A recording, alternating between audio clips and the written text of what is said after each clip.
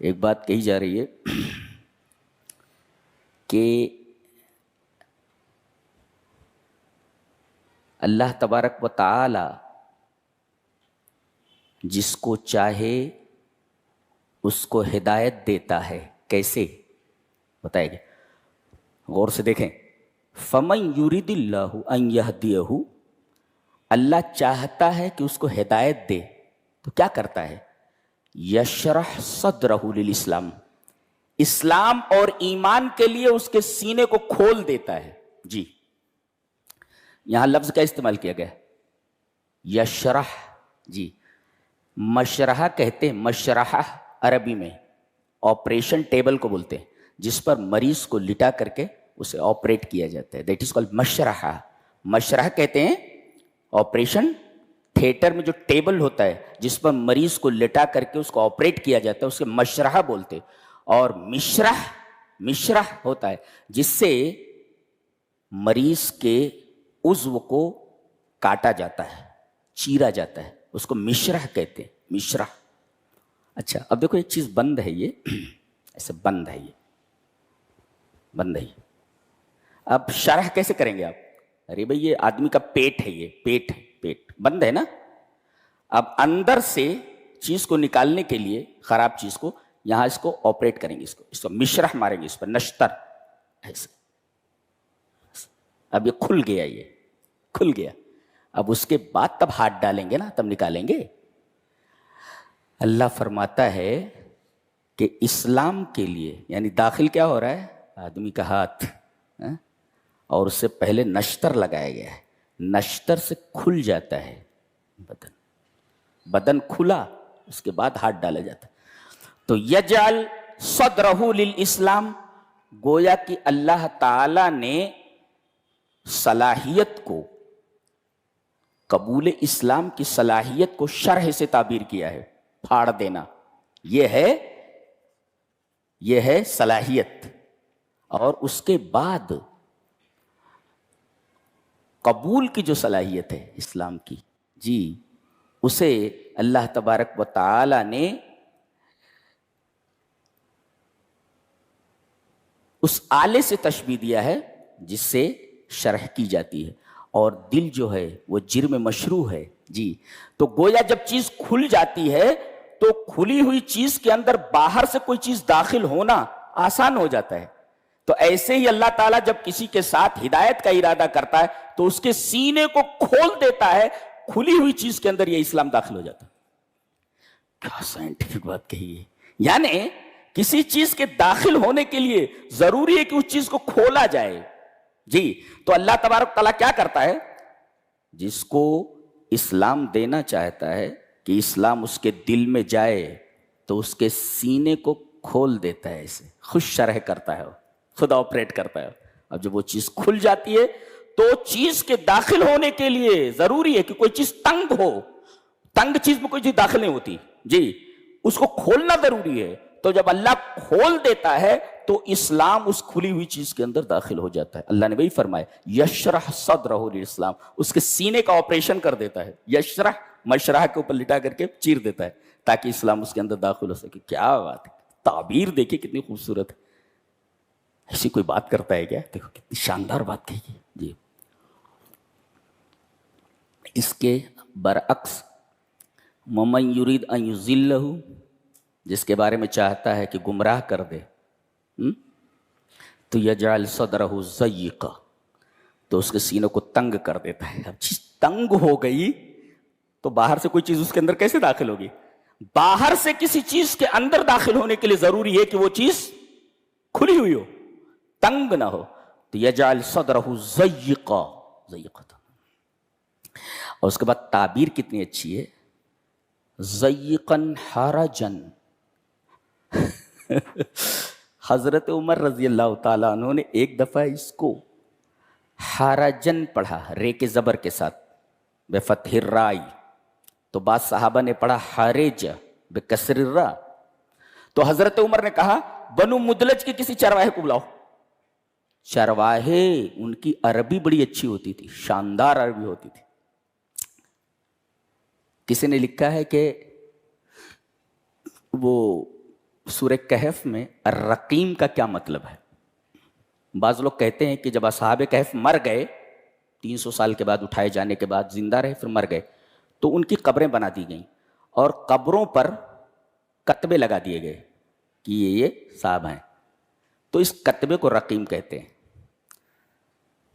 کہتے ہیں کہ ایک لغوی جو ہے جو ڈکشنری لکھتے ہیں، رقیم کا معنی تلاش کرنے کے لیے اس قبیلے میں اس قبیلے میں اس بدو کے ساتھ اس چرواہے کے ساتھ گھومتا رہتا تھا۔ اس نے دیکھا کہ ایک آدمی، ایک بدو اپنے بچے کو ایک روٹی دے کر کے پیڑ کے نیچے بٹھا دیتا ہے اور کہتا ہے تو یہیں بیٹھ، ہلنا نہیں یہاں سے، میں ذرا کام کر کے آتا ہوں۔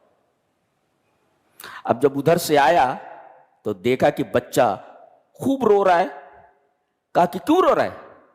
مایوب کی کیوں رو رہا ہے؟ بولے جاء الکلب واخذ الخبز وذهب الى الرقیم۔ بچہ بولے چھوٹا سا، بولتا ہے ایک کتا آیا، اس نے روٹی میرے ہاتھ سے چھین لی اور وہ غار میں چلا گیا۔ اسی وجہ سے بعض مفسرین کہتے ہیں کہ رقیم کا مطلب وہ غار ہے جس غار کے اندر اصحاب کہف تھے، نہ کہ کتبہ۔ جی، وہ بچہ اتنا زبردست عربی جانتا ہے، ہمارے ہاں تو بچوں کو کچھ آتا جاتا ہی نہیں۔ جی، جاء الکلب واخذ الخبز وذهب الى الرقیم، کہ کتا آیا، روٹی لے لیا اور وہ غار میں چلا گیا۔ کیا بولتا ہے؟ تو حضرت عمر نے کہا کہ بنو کنانہ کے کسی راعی کو، کسی شیفرڈ کو بلایا جائے، چرواہے کو۔ آیا، کہا کہ حرج کا تم کیا معنی لیتے ہو؟ ما معنی الحرج عندکم، تمہارے نزدیک حرجہ کا کیا معنی ہوتا ہے؟ یہ وہی نا، ضیقاً حرجاً، حرجہ کا کیا معنی ہوتا ہے؟ کہا کہ شجرۃ بین اشجار، ایسا درخت جو کئی درختوں کے درمیان ہو، یعنی بہت سارے درخت ہوں اور ان درختوں کے بیچ میں ہو۔ لا تصل الیہ راعیۃ وحشیہ، کوئی جانور اس کا پتا کھانے کے لیے وہاں تک نہ جا سکے اور نہ کوئی چرواہا جا سکے۔ یعنی اتنا اتنے گھنے درختوں کے درمیان وہ درخت ہے کہ کوئی نہ چرواہا وہاں پہنچ سکتا ہے کہ پتیاں توڑنے، اور نہ کوئی جانور وہاں تک پہنچ سکتا ہے کہ وہ پتے کھا لے۔ حضرت عمر نے فرمایا کذالک قلب المنافق لا یصل الیہ شیء من الخیر، ایسے ہی کافر اور منافق کا دل ہوتا ہے کہ وہاں تک کوئی خیر کی چیز نہیں جا سکتی۔ کتنے بڑے لوگ ہوتے ہیں یہ، بڑے لوگ ہیں یہ سب، کتنے بڑے لوگ ہیں۔ سائنس نہ پانی بھرے ان کے ہاں، یہ وہ لوگ ہیں جو کسی کالج میں نہیں گئے، جی صرف مدرسۃ الرسول کے اندر انہوں نے پڑھا ہے، جناب محمد الرسول اللہ صلی اللہ علیہ وسلم کی مسجد میں انہوں نے پڑھا ہوا ہے، یہ وہاں کے اسٹوڈنٹس ہیں۔ جی اللہ۔ اور حرج کے بعد ایک مثال دی گئی ہے، کانما یصعد فی السماء، جیسا کہ اسے آسمان میں چڑھایا جا رہا ہو۔ آسمان مس بلندی، کل ما علاک فاظلک والسما، کوئی بھی چیز جو تم سے بلند ہے، جیسے سحاب کو بھی سما بولتے، بادل کو بھی، اس لیے کہ ہم سے اوپر ہے، تو کوئی بھی چیز جو ہم سے اوپر ہے، کل ما علاک، ہر وہ چیز جو تمہارے اوپر ہو فہو سما، اسے سما کہہ سکتے ہیں آپ۔ اتنا تنگ کی مثال دی جا رہی، کیا زبان ہے، اللہ اکبر، رب ہی بول سکتا ہے ایسا۔ کانما یصعد فی السماء، جیسا کہ اسے آسمان پر چڑھایا جا رہا ہو، بلندی پر۔ دیکھو ہم لوگ سائنس میں پڑھتے ہیں، ہمارے یہاں بچوں کے اسکول میں پڑھایا جاتا ہے، ہمارے خود کے اسکول میں، ہمارا جو اسکول ہے بچوں کو پڑھایا جاتا ہے کہ جب اوپر سے تم نیچے آتے ہو، اوپر سے نیچے آتے ہو تب تم کو تھکن نہیں ہوتی، آرام سے نیچے اتر جاتے ہو، طاقت نہیں لگتی؟ بولے نہیں، آرام سے۔ چڑھنا ہوتا ہے تو بولے تکان ہو جاتی ہے، اوپر چڑھو تو یصعد فی السماء، اوپر کی طرف چڑھو تو تکان ہو جاتی۔ کیوں؟ اس لیے کہ یہاں دو مجہودات ہیں، دو کوششیں ہیں، ایک ایکشن ہے، عمل ہے آدمی کا، او چڑھ رہا ہے، اور پیچھے سے قوت کشش، گریوٹی اس کو کھینچ رہی ہے، گویا کہ کوئی آدمی جا رہا ہو تو کسی کی ٹانگ پکڑ کر پیچھے سے کوئی کھینچ رہا ہو تو گویا کہ ایک عمل ہے، اس کے مقابلے میں پیچھے کی طرف ری ایکشن ہے، جی یا ایکشن ہے پیچھے کی طرف سے، قوت جاذبیہ کا، گریوٹی کا ایکشن ہے، اسی وجہ سے آدمی تھک جاتا ہے۔ ایک تو وہ عمل کرتا ہے، آگے ایسے بڑھتا ہے، لیکن پیچھے سے وہ گریوٹی اس کی ٹانگ کھینچ رہی ہے نا، آدمی تھک جاتا ہے ایسے ہی، تو بلندی تک پہنچنے میں بہت دشواری ہوتی ہے۔ اللہ نے فرمایا ایسے ہی حرج ہو جاتا ہے، کانما یصعد فی السماء، گویا کہ اس بلندی کی طرف، میں تشریح نہیں کر سکتا کیا بات کہی ہے، اللہ اکبر، سبحان اللہ و بحمدہ سبحان اللہ، اس طرح ہمارا رب کلام کرتا ہے، اس طرح بولتا ہے وہ۔ جی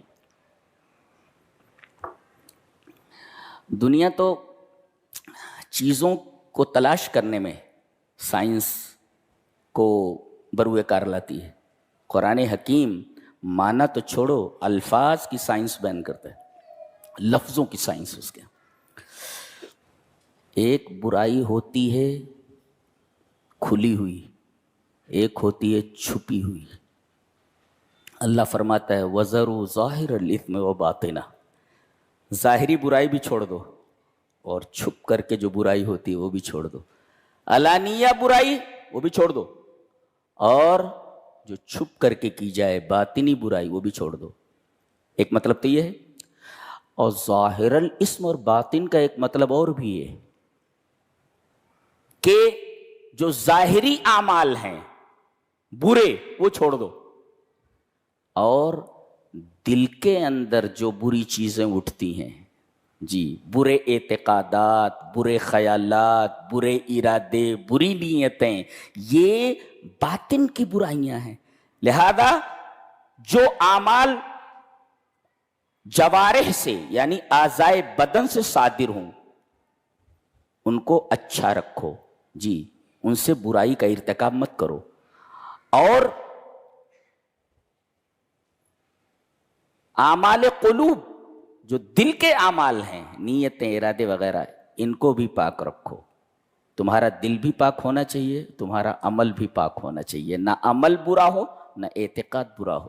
وَذَرُوا ظَاهِرَ الْإِثْمِ وَبَاطِنَهُ، ظاہری برائی بھی چھوڑ دو اور باطنی برائی بھی۔ ظاہر الاسم و باطنہ، اسم means برائی،